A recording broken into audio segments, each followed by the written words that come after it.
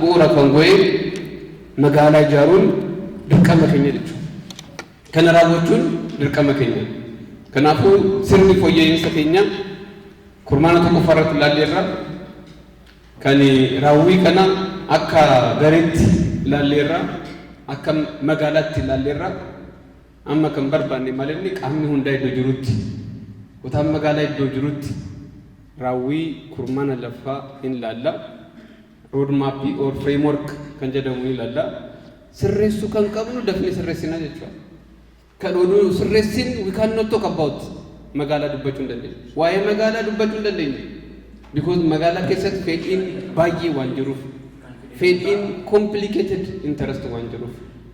Kanaafuu mariin keenya marii bu'aa qabeessummaa marii kana keessatti haqa kan itti mirkaneessinu haqni kun immoo haqa baramee miti. Nu amma haqa jechuun nu bira kan jiru lafa mootummaa godhannee dhuunfaaf kennu kun haqa miti.